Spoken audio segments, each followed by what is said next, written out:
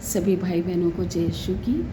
आप सबों का मेरे इस चैनल में हार्दिक स्वागत है। और आज मैं आप लोगों के सामने परमेश्वर ने जो मेरे जीवन में महान कार्य किए हैं मैं आप सब लोगों के संग बांटना चाहती हूँ। आइए हम छोटी सी प्रार्थना के द्वारा शुरू करें। हे पिता परमेश्वर, मैं आपके महान प्रेम के लिए धन्यवाद देती हूँ जो आपने मुझसे किया, और प्रेम के कारण प्रभु जो आपने महान कार्य जीवन में किए हैं मैं अपने इन भाई बहनों के संग बांट सकूं। इसके लिए आप पवित्र आत्मा के द्वारा मेरी सहायता करें। यूँ तो आपने इतने कार्य किए हैं कि मैं हर एक का वर्णन नहीं कर सकती, लेकिन जो आज इस समय आप मुझे चाहते हैं कि मैं अपने भाई बहनों के साथ बांटूं, उसमें आप मेरी अगुवाई करें अपने आत्मा के द्वारा। प्रार्थना आपके मीठे नाम में मांगती हूँ, आमीन। मेरे प्यारे भाई और बहनों, मेरा नाम पॉलीन है और मैं उत्तराखंड से हूँ फ़िलहाल। मेरा जन्म स्थान मुरादाबाद है। मैं मुरादाबाद में मेरा जन्म हुआ और मैं आज आप लोगों के सामने परमेश्वर ने जो मेरे जीवन में बड़े काम किए हैं, जैसे दाऊद राजा कहता है 118 स्तोत्र में कि मैं मरूंगा नहीं बल्कि जीवित रहूंगा और उसके परमेश्वर के बड़े कामों का मैं वर्णन करूंगा। मेरे प्यारे भाई और बहनों, अगर मैं आज आपके सामने हूँ तो ये उसका अनुग्रह है, उसकी कृपा है कि मैं आप लोगों के समक्ष इस चैनल के माध्यम से मेरे जीवन में हुए बड़े कामों को मैं रख सकूं, बखान कर सकूं उसका। मेरे भाई और बहनों, जैसा कि प्रभु के वचन में लिखा है यशायाह की पुस्तक उसके 1:5 में कि मैंने जन्म से ही तुझ पर चित्त लगाया है। प्रभु का वचन कहता है मैंने तेरे जन्म लेने से पहले ही तुझ पे चित्त लगाया, तेरा अभिषेक किया। यानी प्रभु ने जन्म से माँ के गर्भ में आने से पहले ही मुझ पे चित्त लगाया, मुझे चुना, मेरा अभिषेक किया। लेकिन आज मैं आप लोग को एक बात बताना चाहती हूँ कि प्रभु ने तो मुझे माँ के गर्भ से चुना, माँ के गर्भ से उसने मुझे जाना है, मेरा अभिषेक किया। लेकिन ये भी सच है कि तब से ही शैतान का भी प्रवेश मेरे जीवन में हुआ। परमेश्वर ने जन्म से पहले बड़ी योजनाएं मेरे लिए उसने निर्धारित की, बनाई, तय की, लेकिन उस योजना को बिगाड़ने के लिए शैतान भी पूरी शक्ति से उसी समय से मेरे जीवन में प्रवेश किया। जब मेरा जन्म होने वाला था, मैं 3 महीने की माँ के गर्भ में थी और मेरी माँ मुझे बताती हैं कि वे घर पर अकेली थी और उस समय में, बहुत समय पहले की बात है, उस समय इस प्रकार के चूल्हे नहीं हुआ करते थे गैस के, तो वो लकड़ी के चूल्हे में काम कर रही थी और ये दोपहर का समय है, काफ़ी तेज़ हवा थी। तो उनको पता नहीं चला, उनके कपड़ों में अचानक आग लग गई। तभी उन्हें होश आया जब आग की लपटें बड़ी बड़ी उन्होंने देखी। और ये उस समय की बात है जबकि घर पर कोई भी नहीं था। तो मेरी माँ मुझे बता रही थी कि मैं बाहर एक बड़ा नाला था उसकी ओर भागी और उन्होंने खुद प्रयास किया और वो जितना कोशिश कर रही थी कि आग बुझे, उतनी लपटें तेज़ हो रही थी क्योंकि हवा इतनी तेज़ थी। तो वे जब वो चिल्लाने लगी तो उन्हें अन्य लोग जा कर के एक अस्पताल में भर्ती करा के आए।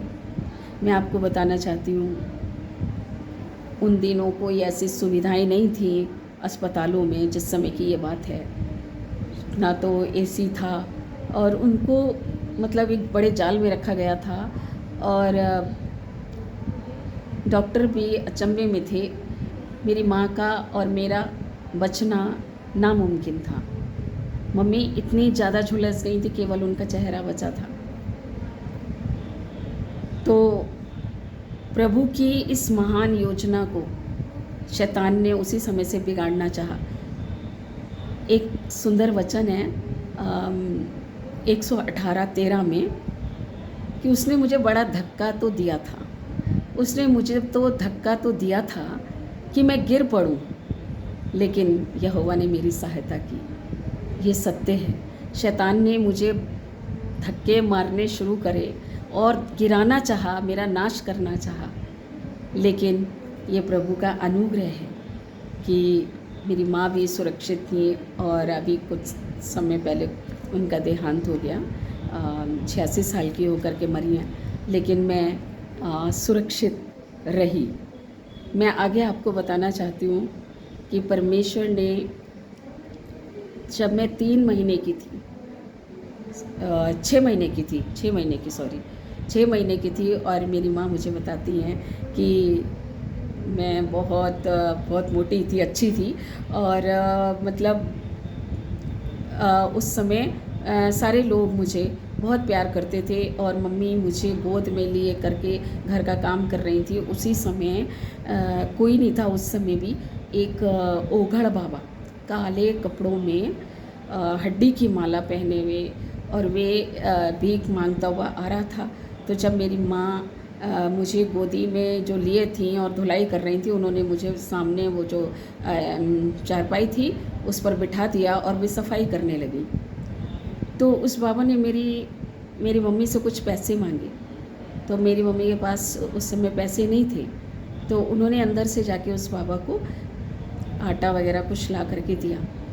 तो उस बाबा ने आटा लेते ही मेरी मम्मी को श्राप देना शुरू करा कि तू जानती नहीं है कि मैं कौन हूँ। और उसने बड़े एक प्रकार से मेरी मम्मी को भला बुरा कहते हुए आटा जो था उसके हाथ में, वो उसने दहलीज पर डाल दिया, और डालकर ये बोला कि तुझे अपनी बच्ची पर बड़ा घमंड है, ये बाबा का अपमान करना तुझे बड़ा महंगा पड़ेगा। और उसने पता नहीं कितने पैसे मांगे थे जो मम्मी को नहीं थे।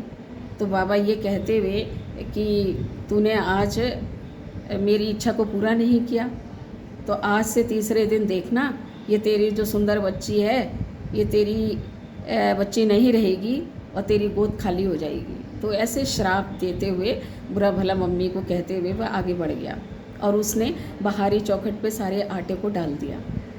तो मेरी मम्मी जैसे ही बाबा आगे बढ़ा, तो उन्होंने उसी समय कि इसको लांगना मत, ये बोला था, इसको लांगना मत, ये हो जाएगा वो हो जाएगा, तमाम उसने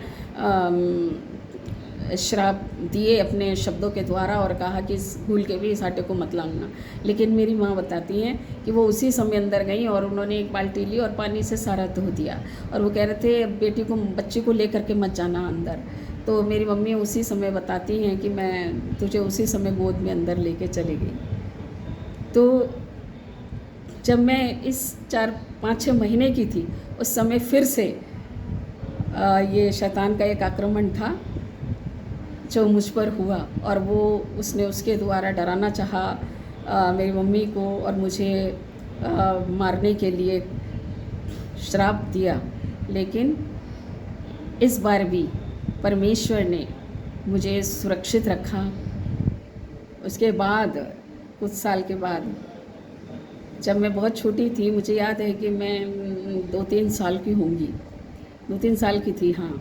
तो मेरा एक छोटा भाई था, और मैं उसके साथ एक पार्क होता है झूले में बच्चों का, तो वहाँ उसे मतलब मैं उसको अपने साथ साथ ले गई, छोटा सा था, हाथ पकड़ करके।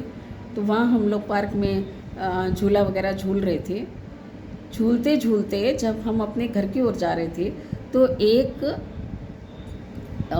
ज़्यादा बुज़ुर्ग नहीं, लेकिन एक व्यक्ति हमारे सामने आकर के खड़े होकर के बोले, बेटा आपका घर कहाँ है। और बातचीत करते करते उन्होंने मेरे छोटे भाई को अपनी गोद में उठा लिया, और उठा करके बोले कि आप लोग हमारे साथ घूमने चलो। हमें नहीं मालूम था कि उन दिनों कुछ ऐसा वहाँ पर माइक में भी मतलब अनाउंस करते घूम रहे थे कि अपने बच्चों को इधर उधर मत भेजिए, क्योंकि एक गैंग आया हुआ है, वो बच्चों को उठा करके ले जा रहे हैं। इस तरीके की उन दिनों बहुत बातें हो रही थी। तो मैं और मेरा भाई, जब उन्होंने कहा कि चलो हम आपके साथ चलेंगे, और हम बड़े मासूमियत के साथ जब वो कुछ बोल रहा था तो हम जवाब देते जा रहे थे, हमें कुछ पता नहीं था। वो कह रहे थे कि आपके पापा का नाम हम जानते हैं, तो उनके बोलने से पहले ही मैं उत्तर देती थी, हाँ मेरे पापा का नाम जॉन है, आप जानते हैं? तो उन्होंने कहा हाँ आपके पापा का मैं मित्र हूँ, अभी आप चलो हम आपके साथ घर चलेंगे। और उन्होंने मेरे छोटे भाई को अपनी गोद में उठा लिया। और हम, मेरी छोटे से आदत थी कि कोई भी चीज़ दिला रहा है खाने की, बहुत ज़्यादा मैं इस चक्कर में अपने स्कूल में भी जब गई, जब पढ़ती थी तो बहुत पिटती थी खाने के लिए, मुझे कोई भी कहीं ले जाए। तो वो व्यक्ति जो है उसने हमें खूब सारा सामान दिलाया खाने का, और वो कुछ जलेबी थी कुछ मेरे हाथ में, तो मैं उसे खाती जा रही थी, बड़ी खुश थी। और मैं उनसे रास्ते में पूछती जा रही थी कि आप हमारे घर चलेंगे, आप हमारे पापा को जानते हैं, पापा आपसे मिलकर बहुत खुश होंगे।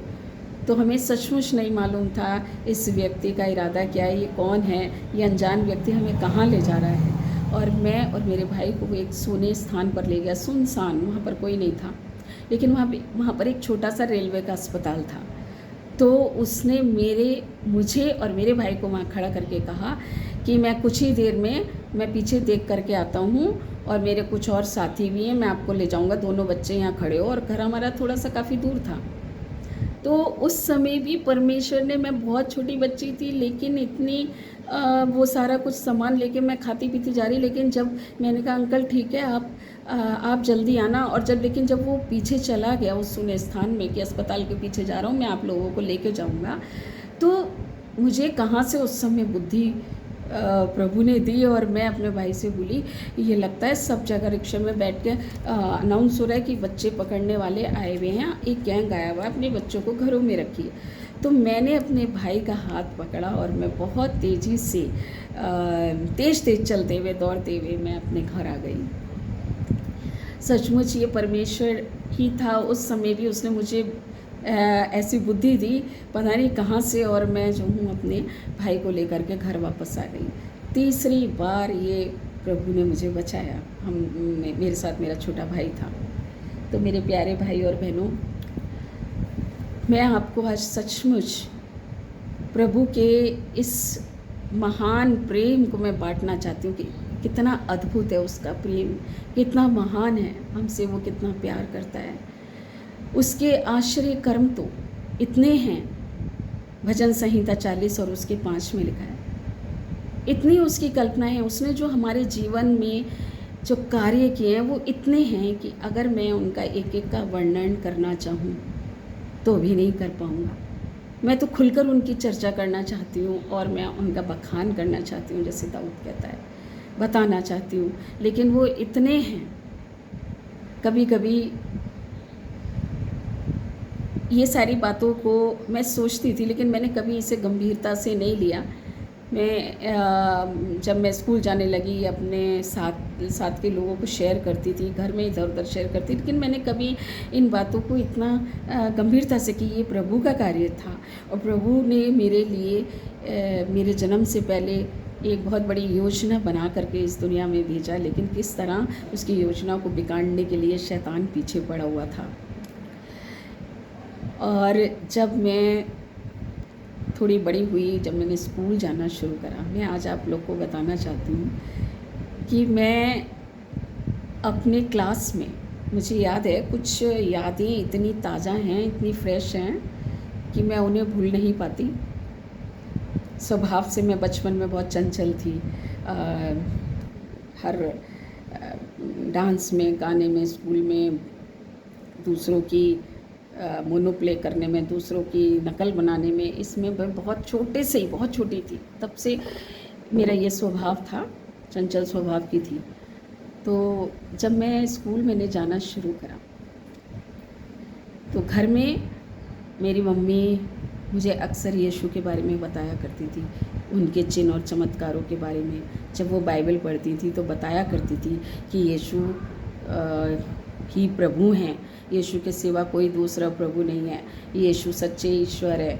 यीशु जीवित हैं। यीशु ने ये चमत्कार किए। तो मेरी मम्मी बताती थी, तो मैं अक्सर अपनी मम्मी से ये सवाल करती थी कि मम्मी आप रोज़ाना यीशु के बारे में बताती हैं, लेकिन अगर यीशु जीवित है हमें दिखाई क्यों नहीं देते?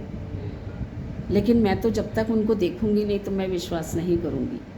और इस तरह जब मैं स्कूल भी जाती थी तो जैसे जैसे मेरी मम्मी बताती थी, ऐसा हुआ एक दिन मैं बच्चों के संग शेयर कर रही थी।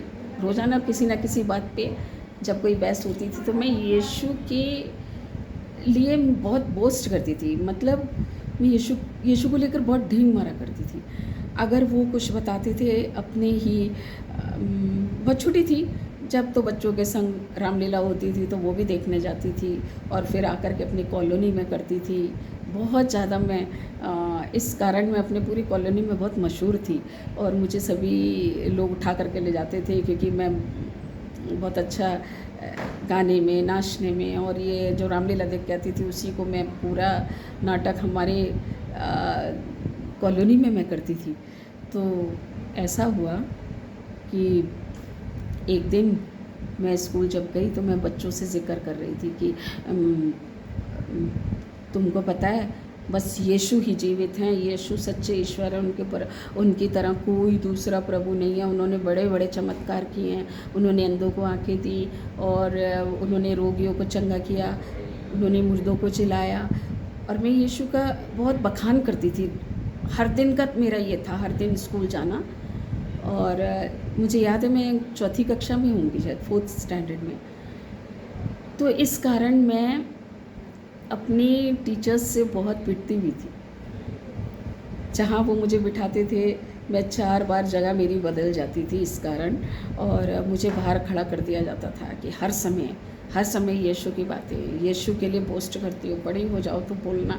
लेकिन मैं यीशु की कहानी बताती रहती थी बच्चों को। तो एक बार ऐसे ही हुआ, जब ब्रेक का टाइम हुआ तो बच्चों से इसी प्रकार की जब मैं चर्चा कर रही थी तो बच्चों ने मेरे से कहा कि अब अगर तुम्हारे यीशु इतने अच्छे हैं, यीशु जीवित हैं, यीशु बड़े बड़े चमत्कार करते हैं, तो क्या तुमने यीशु को देखा? तो मैं बस वहीं पर मुझे दुख हो जाता था कि हाँ, मैंने तो अभी तक यीशु को देखा नहीं। मेरी मम्मी बताती हैं। तो मैं बच्चों से कहती थी मेरी मम्मी बताती हैं। तो बच्चे भी मुझसे सवाल करते थे, ऐसे उल्टे सीधे सवाल करते थे, बचकाने वाले, कि अगर तुम्हारे यीशु सच्चे हैं तो वो पानी की मछली को पेड़ पे क्यों नहीं चढ़ा देते? और जो बड़ी बड़ी भैंस होती हैं कि वो उड़ने क्यों नहीं लगती? और ऐसे ऐसे सवाल करते थे बच्चे कि अगर प्रभु यीशु जीवित हैं, बड़े बड़े चमत्कार करते हैं, तो चंद्रमा नीचे क्यों नहीं आ जाता, है ना? ऐसे। और एक दिन तो बहुत ही उटपटांग उन्होंने सवाल किया कि यीशु हैं तो हम सर के बल क्यों नहीं चलते, पैर ऊपर क्यों नहीं है? तो मैं भी उनकी सारी बातें सुन करके एक दिन घर आ करके अपनी मम्मी से बोली कि मम्मी आप रोज़ कहती हो यीशु ने ये किया, यीशु ने चमत्कार किए, तो बच्चे आज ऐसे ऐसे पूछ रहे थे, तो यीशु कब मिलेंगे? तो मेरी माँ मुझे बड़े अच्छे से समझाती थी, बेटा प्रभु कोई भी काम में गलती नहीं करते हैं। जहाँ पर जिसका स्थान है और जैसे जिसको रचना है प्रभु ने बनाया है और बहुत सुंदर बनाया है। मछली पानी में ही अच्छी लगती है। इस तरीके से मम्मी बहुत सारी बातें मुझे बता करके मुझे संतुष्ट कर देती थी। तो फिर भी मेरे मन में अंदर अंदर ये रहता था कि प्रभु मुझे एक बार आपको देखना है। और मैं हर दिन ये, जब भी घर में मैं अपने आँख मीच करके मैं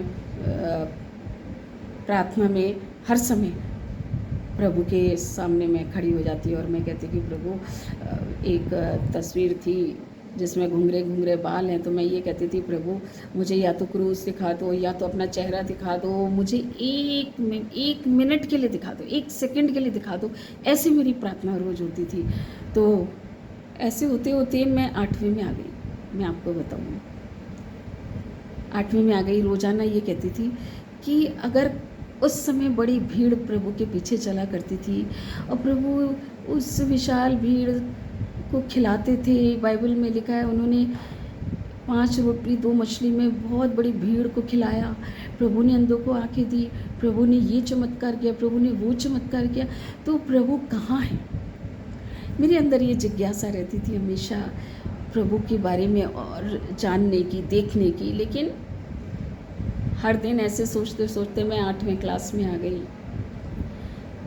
तो क्या होता था कि मैं उस प्रभु को जानने और देखने के लिए हर चीज़ में उसके प्यार के बारे में मनन करती रहती थी।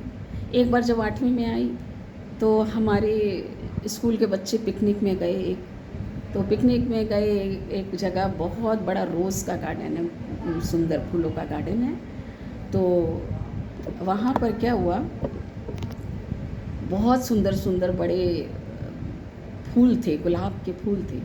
तो बच्चों को मालूम है कि ये अक्सर जो है कभी कभी कुछ सोचने लगती है। मैं अलग ही रहना पसंद करती थी, अकेले में बैठी रहूँगी, कभी आसमान की तरफ देखते रहूँगी कि प्रभु आपने सूरज बनाया, तारे बनाए। मम्मी बताती हैं हमें भी आपने बनाया, हमें आँखें दी हैं और कान दिए हैं, हम बोल पाते हैं, हमें इतना अच्छा बनाया है। तो अगर आपने हमें बनाया है, हमें आँखें दी हैं, तो आपकी भी आँखें होंगी, आपके भी कान होंगे, आपका भी मुंह होगा। लेकिन आप कहाँ हैं, कैसे हैं, मैं आपको देखना चाहती हूँ। मेरे अंदर हमेशा यही एक ही अभिलाषा रहती थी कि मैं प्रभु को एक बार देख पाऊँ। उनकी ऐसे मैं प्रार्थना करती थी आँख मीच के, कहीं पर भी अकेले बैठ के, प्रभु हम आपसे कभी नहीं मिल सकते, प्रभु मैं आपको देखना चाहती हूँ, मेरे को एक झलक दिखा देना। तो ऐसे एक बार क्या हुआ, रोज़ गार्डन, गुलाब का एक गार्डन था बहुत। तो बच्चे सब खेल रहे थे, कोई खाना खा रहा था। तो टीचर ने पूछा कि मेरा नाम पॉलिन है, कि पॉलिन कहाँ है। तो बच्चों ने कहा कि वो फिर खो गई, क्योंकि उनको मालूम है मैं कि हमेशा मैं अकेले में बैठ के कहीं ना कहीं प्रभु के बारे में मैं सोचती रहती थी। तो बच्चे आके छेड़ के बोलते थे ये फिर खो गई। तो बोलते हैं कि वो अकेले बैठी है, पता नहीं वो फूल के पास खड़ी है, ऐसे बोले। और जब मैं बड़े बड़े फूलों को देख रही थी, पूरा गुलाबों का गार्डन था और उसकी खुशबू, वो पूरे बाग में, बगीचे में उसकी खुशबू थी फूलों की। तो मैं एक फूल के सामने खड़ी हो गई थी, इतना सुंदर था। तो मैं वहाँ पर खड़े होकर के फिर मैं सोच में डूब गई। उस फूल को देख करके मैं ऊपर की ओर देख रही थी और मैं सोच रही थी ये इतना सुंदर फूल है, किसने इसमें रंग डाला, किसने इसे बनाया, इतना सुंदर, और इसमें खुशबू कहाँ से आ रही है। ये सारी बातें मुझे, पर मैं बस सोच विचार में डूब गई कि ये सब कुछ किसने बनाया है। और हम जिस बाग में खेल रहे थे, तो मैं हर एक फूल के पास जा कर के यही सोचती रहती थी। ऐसे ही अचानक एक दिन सभी बच्चों को वहाँ पर केला बटा, तो मैं केले को छील करके सोच रही थी कि जिसने भी बनाया है, अगर प्रभु है तो मैं प्रभु से मिलना चाहती हूँ कि वो इतना प्यार करता है हमें। इस केले को उसने ढक दिया। उस केले को मैं, छिलके को जब मैं उतार रही थी, तब भी मैं इस बात पर सोच रही थी कि वो प्रभु कितना प्यारा होगा, कितना हमसे प्यार करता है। उसने केले के ऊपर ही छिपकल दिए हैं जिससे इसमें धूल ना लगे। ये फल फ्रूट, ये सब कुछ उसने हमारे लिए बनाया है, तो मैं तो उससे ज़रूर मिलना चाहूँगी एक बार। फिर मैं खो गई। इस तरह से मैं, मेरे प्यारे भाई और बहनों, कई बार ऐसा हुआ कि मैं उस प्रभु को देखने के लिए इतनी ज़्यादा मेरे अंदर एक प्यास रहती थी कि मैं कब जा कर के उस प्रभु के दर्शन करूं। और मैं आपको बताती हूँ कि ये मेरा दर्शन प्रभु ने 1979, कई साल पहले की बात है, 1979 और 2 जनवरी अभी तक याद है। हाँ, 2 जनवरी का टाइम है। उसके पहले मैंने आपको बताया कि मैं बहुत स्वभाव से बहुत चंचल थी। कोई भी मुझे कहीं भी ले जाता था इसी कारण, सिर्फ कि हमें उसकी नकल बनाओ ऐसे करके, और मुझे बस डांस करवाने के लिए अपने घरों में उठा करके ले जाते थे।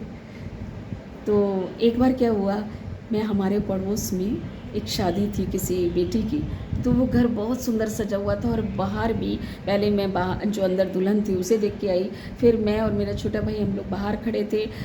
बहुत शरारती थे हम इस कारण खड़े थे कि पहले ऐसा होता था कि बारात आ रही है और हम बारात में जा कर के हम लोग वहीं पर इस लालच में कि हम डांस करेंगे और लोग पैसा फेंकेंगे।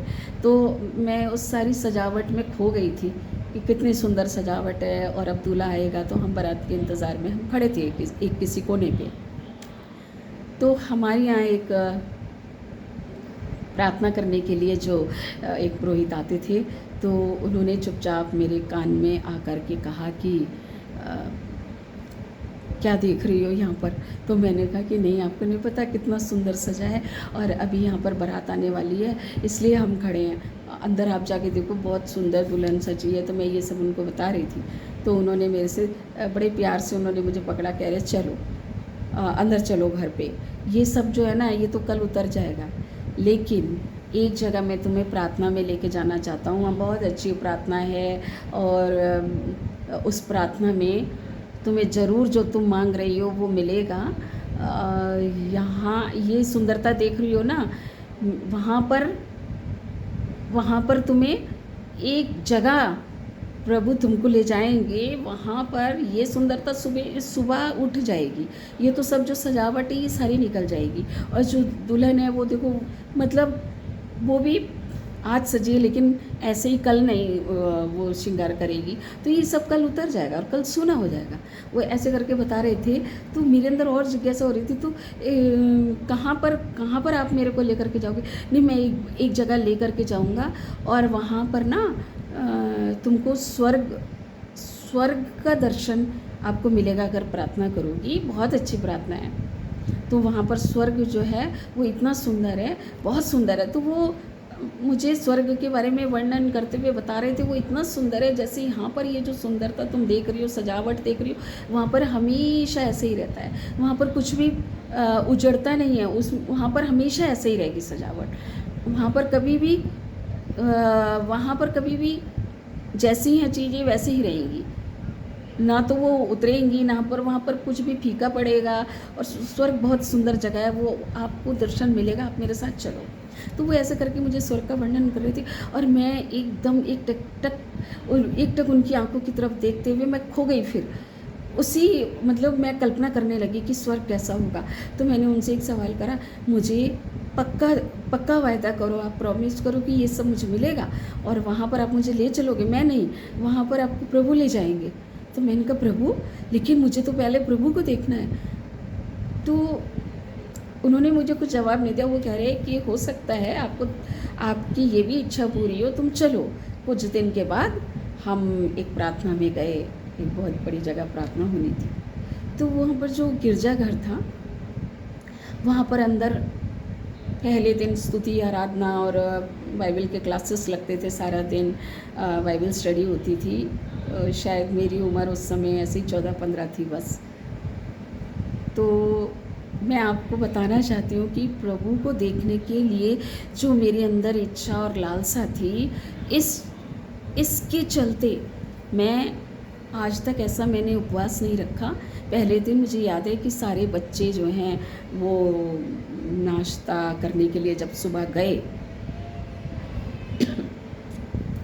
तो मैं पहले दिन तो मैं गई, लेकिन उसके बाद 3 दिन मैं हर समय अकेले बैठ के आँख मीच के बैठ जाती थी। मुझे ये नहीं पता कि क्या पढ़ाया जा रहा है, क्या वहाँ पर हो रहा है चर्च में, लेकिन मैं आँख मीच के किसी कोने में ढूंढती थी कि कोई मुझे आकर डिस्टर्ब ना करे, मुझे जगाए ना। हो सकता है मैं कस के आँख मीच करके इस जिज्ञासा में और इस लालसा में मैं बैठी रहती थी आँख बंद करके कि मुझे 1 मिनट, एक झलक मुझे मिल जाए यीशु की, मैं उसे देखना चाहती हूँ।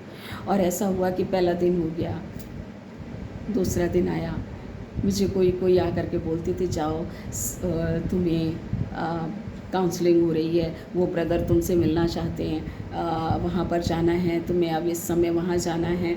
लेकिन मैं किसी की बात नहीं सुन के मैं कहती थी आप लोग कहीं भी जाइए।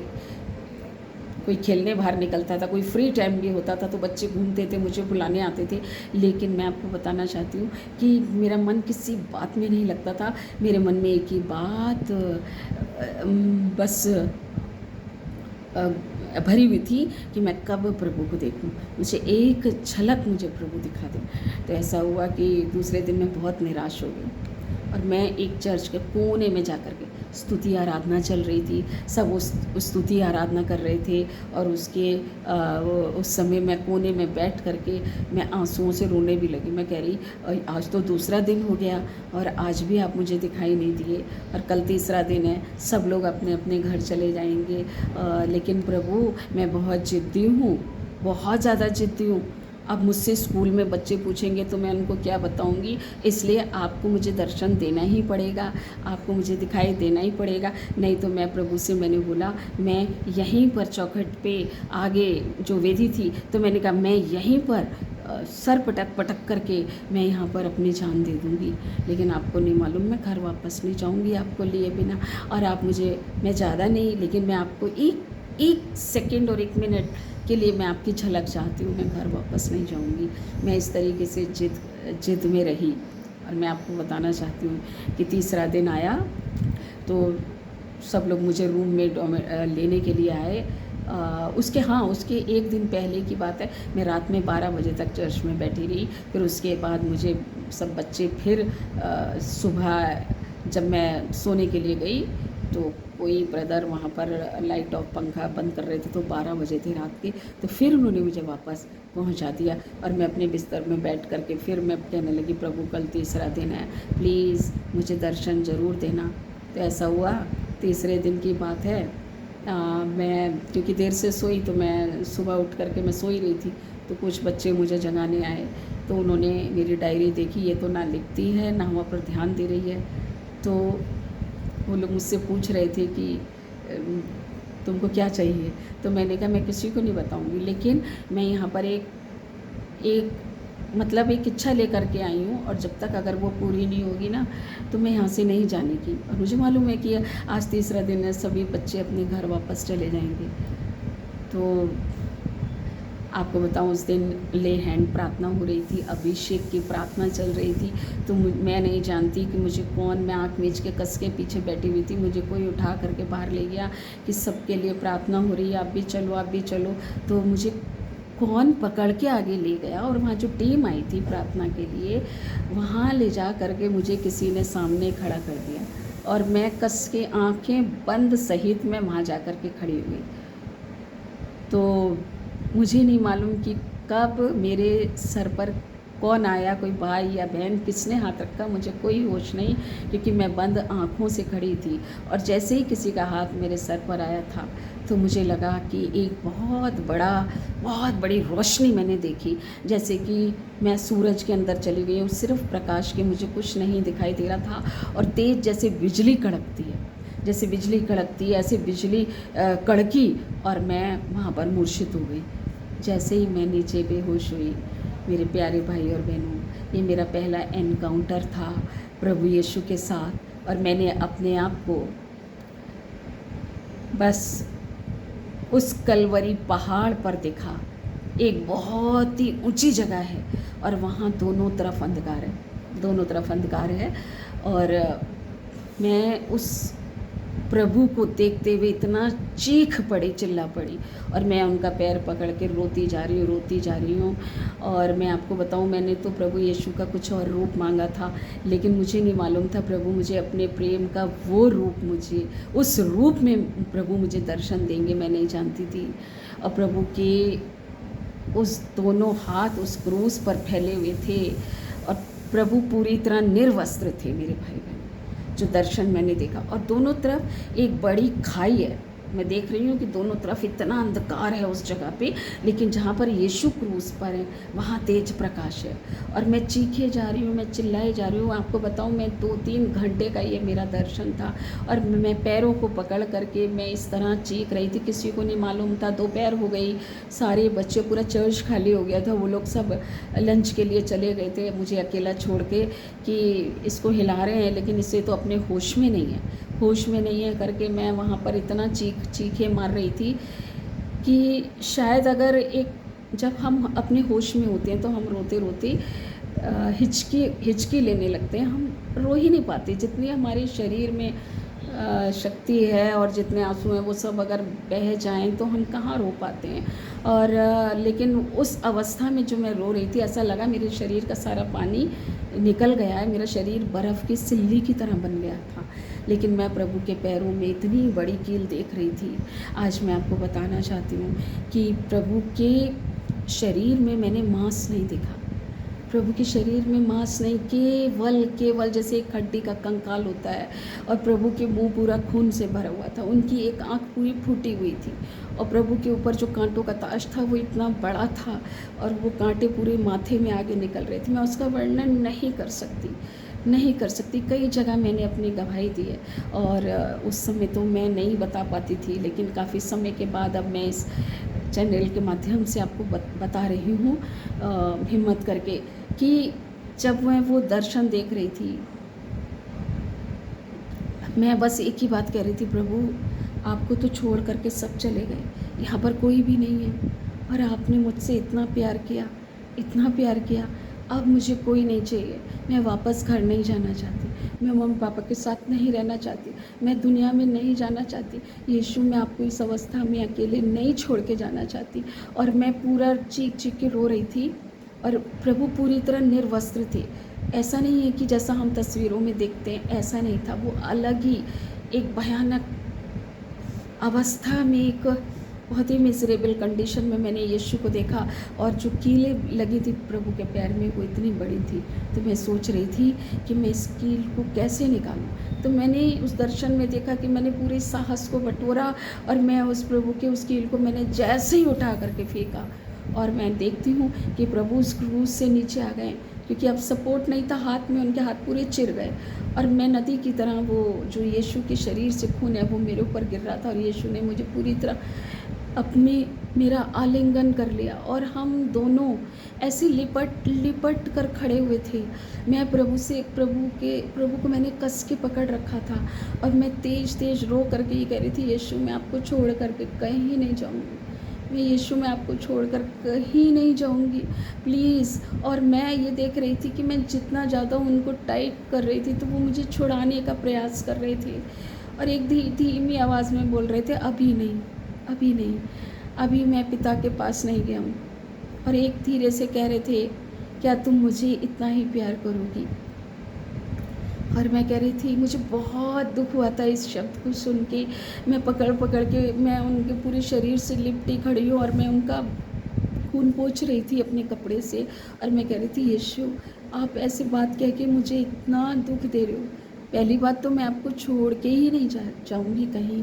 आप कह रही हो कि आप मुझसे पूछ रहे हो इतना ही प्यार करेगी। तो मैंने कहा, मैं मन में बहुत दुखी हो रही थी इस बात से, लेकिन उन्होंने छुड़ाया, तो मैंने कहा, नहीं, मैं आपको छोड़ के ही नहीं जा रही, आप ये बात ऐसी क्यों कर रहे हो? हाँ, मैं आपसे बहुत प्यार करती हूँ। ठीक जैसे प्रभु ने पैतरुस से पूछा था, क्या तुम मुझे प्यार करते हो, ऐसे करके, तो प्रभु ने तो मुझसे ये कहा, क्या तुम मेरे को इतना ही प्यार करोगे हमेशा? शायद प्रभु को मालूम था कि मेरे जीवन में एक ऐसा भी क्षण आएगा, ऐसे साल, ऐसा समय, जब मैं प्रभु से थोड़ा दूर चली जाऊंगी, और ऐसा हुआ। शायद प्रभु मेरा भविष्य में जानती थी कि उनके प्रति मेरा प्रेम ठंडा पड़ेगा, मैं प्रार्थना से दूर होंगी, और इसलिए उन्होंने मेरे से ये पूछा था। लेकिन मेरे प्यारे भाई और बहनों, जीवन में सचमुच एक ऐसा मोड़ आया, और कठिन परिस्थितियाँ आई जहाँ पर मैं अपनी ही योजनाएं बनाने लगी थी, अपने सपने देखने लगी थी, और मैं प्रार्थना से दूर हुई। बात तो सचमुच इतनी है कि मैं कहना चाहती हूँ कि प्रभु ने मुझसे कहा, जब प्रभु ने ये बात कही, तो मैंने प्रभु मुझसे छुड़ा लिए अपने आप को। तो मैंने कहा, ठीक है, ऐसा कभी नहीं होगा, लेकिन आप जाने से पहले मुझे अकेला ऐसे मत छोड़ के जाओ। मैं चाहती हूँ कि आप मुझे अपनी कोई प्रेम की निशानी दे दो। तो उन्होंने अपने पूरी तरफ देखते हुए कहा, मैं तुम्हें और क्या दूँ? मैं सब कुछ जो दे सकता था मैंने तुम्हें दे दिया, मैं और क्या दूँ? तो मैंने उनको और कस के पकड़ा। तो मैंने कहा, नहीं, मैं छोड़ने के लिए तैयार नहीं थी। तो मैंने कहा, प्रभु आप मुझे कुछ तो दीजिए जिसको देख करके मैं याद करूँ, आपको याद करूँ।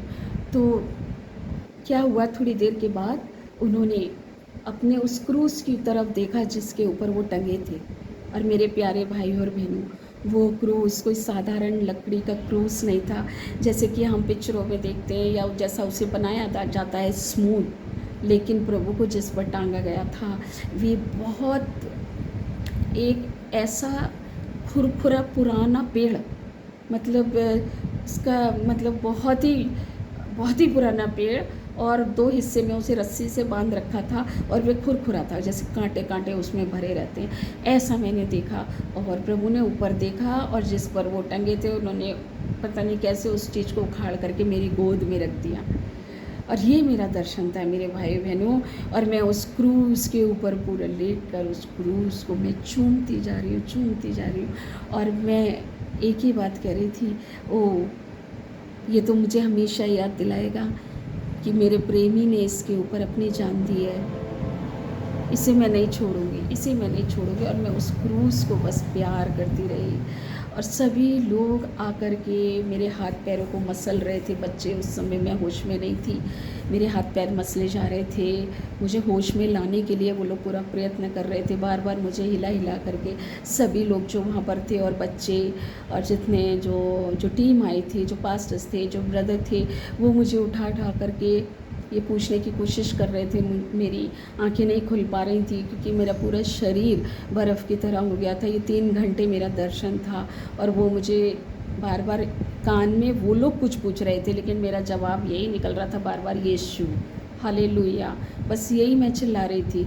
और ऐसा हुआ कि जब मैं थोड़ा थोड़ा होश में आने लगी, करीब मुझे याद है कि पूरा चर्च बच्चों से भरा था, जवान बच्चे थे, अब मैं ही उनमें सबसे शायद छोटी एज की थी, और वो सारे के चेहरों पे, और जितने वहाँ पर पास्टर थे, जितना टीम आई थी, उनके चेहरे पे अब मुझे वो यीशु का चेहरा दिखाई दे रहा था जिसके लिए मैं इतने दिनों से प्रार्थना कर रही थी। यीशु, वो घुंघरे घुंघरे बाल, यीशु आपका चेहरा मैं देखना चाहती हूँ। और मैं देख रही थी कि वो लोग कुछ मुझसे पूछना चाह रहे थे, लेकिन मुझे हर एक के चेहरे पे वही यीशु दिखाई दे रहा था, और मैं ज़ोर से यीशु चिल्ला करके फिर से मैं वहाँ पर बेहोश हो गई, फिर से दोबारा, और बेहोश हो गई।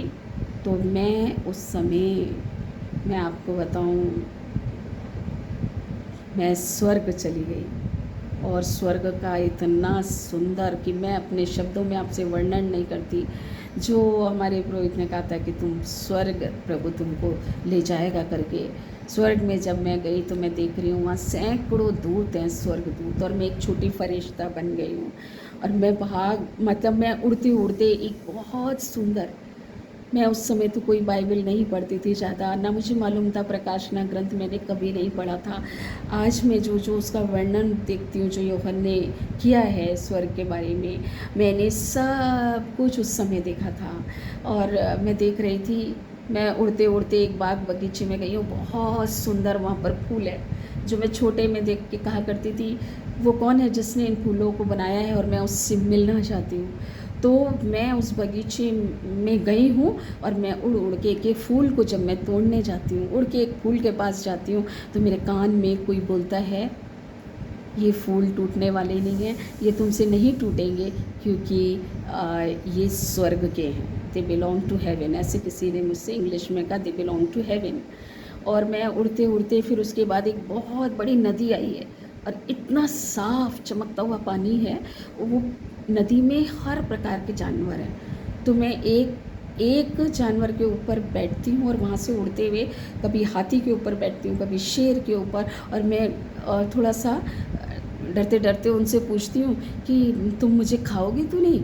तब मेरे कान में फिर से आवाज़ आती है कि नहीं, ये सब तुम्हारे मित्र हैं, सारे तुम्हारे दोस्त हैं, ये नुकसान नहीं पहुंचाएंगे, because they belong to heaven, ये स्वर्गीय प्राणी हैं। ऐसे करके मुझे आवाज़ आ रही है। फिर वहाँ से मैं बहुत मस्ती कर रही हूँ, मैं तेज़ तेज़ कूद रही हूँ। वहाँ पर एक फ़र्श है, अभी मैं बाइबल में जब पढ़ती हूँ, स्फटिक, वहाँ का जो यूहन्ना का जो पूरा दर्शन है, उसने जो देखा था ऊपर मानव पुत्र को जिस तरह बैठे हुए, और जो ज़मीन के बारे में लिखा है कि वो ट्रांसपेरेंट है, शीशे की है, तो मैं सब कुछ जो ऊपर था वो मैं देख रही हूँ कि वो नीचे भी है, पूरे ट्रांसपेरेंट है और मुझे बहुत, मैं इतना एंजॉय कर रही हूँ। और वहाँ से गई हूँ तो छोटे में, मैं नर्सरी क्लास में थी तो बहुत झूलों का शौक़ था। यहाँ तक कि मुझे सज़ा मिलती तो बाहर खड़ा कर दिया जाता था, मैं चुपचाप जा कर के नर्सरी ब्लॉक में चली जाती थी। बहुत बड़ी हो गई तब भी झूले झूलने के लिए। तो यहाँ पर मैंने देखा कि सारे सोने के झूले बने हुए हैं। एक जगह आई, उसके बाद पूरा सड़क जो देख रही हूँ वो भी सोने की है। तो मैं वहाँ पर भागते हुए गई हूँ। एक बहुत सुंदर पैलेस आया है, महल, और मैं उसके अंदर घूम रही हूँ। मतलब इतने सैकड़ों ऊपर मैं वो देख रही थी, जैसे राजा का सिंहासन होता है, हीरे झम झम झम झम कर रहे हैं, बहुत सारे सिंहासन हैं, दूर से देख रही हूँ, पर मैं किसी का चेहरा साफ नहीं देख पाई। लेकिन हाँ, मैंने स्वर्गदूतों को, सैकड़ों स्वर्गदूतों को अपने इर्द गिर्द और देखा, और मैं भी उनके साथ स्वर्गदूत बन गई। तो जब मैं कुछ देर के बाद जब मैं होश में आई तो मैंने देखा मैं तो चर्च में हूँ। तो उस समय मैं सब लोगों को पकड़ के कह रही थी, मुझे यहाँ क्यों ले आए, मुझे वहीं जाना है, वहीं जाना है, यहाँ पर अच्छा नहीं है, मुझे वहीं जाना है। तो उस समय वो लोग मुझे शांत कर रहे थे कि समय आएगा आप जाएंगी। और हाँ, मैं आपको एक बात बताना भूल गई कि मुझे यीशु ने एक बात कही थी कि अभी तुम्हें बहुत काम करना है और मैं तुम्हें लेने आऊँगा।